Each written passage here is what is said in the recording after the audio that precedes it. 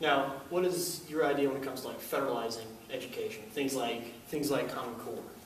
Well, Common Core it's a buzzword. It's tricky. I actually got a text message from a buddy last night doing homework with his child and said Common Core is terrible. Mm-hmm. That said, I was doing Common Core homework with my child last night. We didn't have any problems with it. I think when I hear problems with Common Core, a lot of times it's with the curriculum, mm-hmm. which is chosen by the local school boards, right. instead of the overall Common Core. Now that said, I don't have a PhD in educational leadership. Mm-hmm. I don't have a PhD in classroom instruction, secondary education. I don't think I should be the person who determines exactly what curriculum they should be using.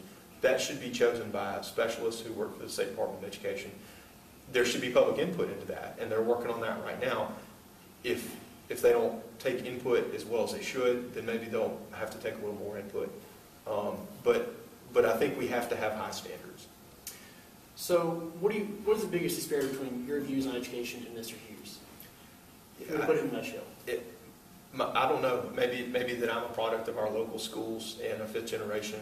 My children are fifth generation products of our local schools, and I have a long-term perspective. I mean, my family was in local schools back when they were way out in the county, and we didn't have Lafayette County School. Okay. So I would say that I have a long-term local right. perspective on it, and I also have a financial advisor's perspective on it. Okay. A person who grew up here, who understands that education is a very large concept and includes things like community colleges, of which we have a local branch here right. from Northwest University, where we're sitting right now. Right. I grew up with a lot of people who work in a lot of state agencies mm-hmm. and work at the university, work at the community college, and education is important to all of them. Now, talking about the university, you mentioned earlier that you're part of the university's committee mm-hmm. Down at the House. Now, I talked to Mr. Hughes about the Schuette opinion, which Michigan, when they said it's legal to not give preference based on race or sex to incoming applicants. Yeah. Would you be okay with an amendment similar to that in Mississippi? You mean having an amendment, having it codified? Right. Codified or in a constitutional Well, amendment? In Michigan it was constitutional amendment, but even with codified here, either or. Codified, if we did away with preference based off race and gender, yeah, I would support that. Okay. I think everybody's equal and ought to be treated right. that way. Now, a lot of big issues recently with the state flag. Mm-hmm. Where's your stance on the state flag? I think that we're best served by adopting our state's original flag, which is the Magnolia flag. Now, a lot of people, especially with me, to me it's not really about the flag.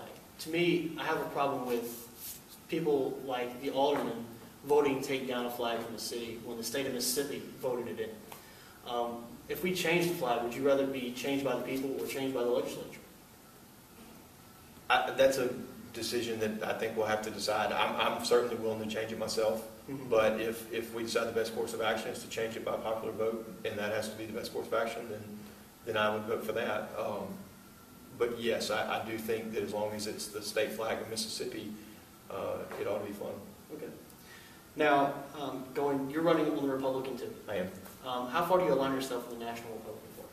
You know, people ask me when I go door to door all the time about the presidential race, and I'll admit I'm campaigning so hard and focusing so much on state issues and running my business and being a parent and everything else that I really have not focused much on the presidential race.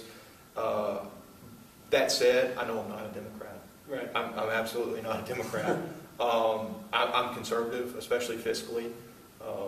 I think at the same time, while I have very conservative fiscal views at times, my personality is not to be confrontational. My personality is to work with others, to build consensus, to build large groups, and not to tilt at windmills. And so wherever that puts me in the Republican Party, that puts me.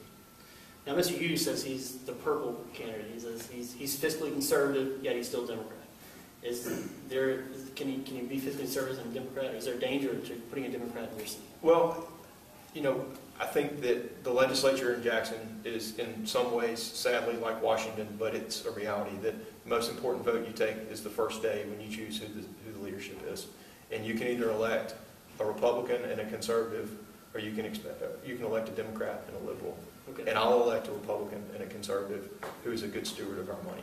Our state budget, fiscally, since that's what we're discussing, is in the best shape that it's ever been. Now, are people upset, some people, about K-12 funding? Yes. But as I said, it's up $300 million since I got elected, almost $300 million.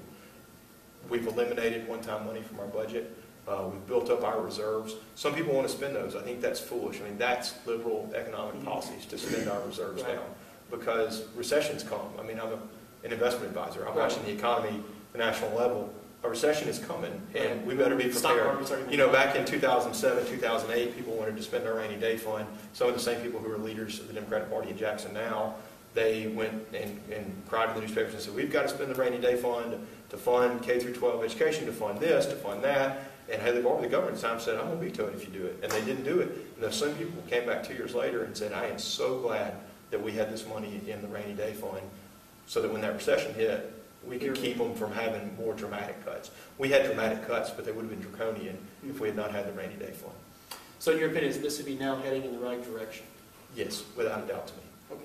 There are certainly things we can improve upon, but I feel as good about Mississippi's economy and budget as I have ever felt.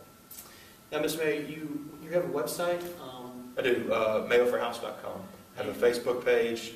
I have a personal Twitter account and a campaign Twitter account. Okay. I try to keep my personal and campaign stuff separate. Okay, so what's your campaign Twitter? It's at Mayo for House. Okay, and people can make donations to your website? Through my website, they can. Okay. And people have been doing that locally, and I appreciate it. All right, Brad, well, I really appreciate you wanting to meet with us. Thank you very much. We do wish you the best of luck coming up in the election. Thank you.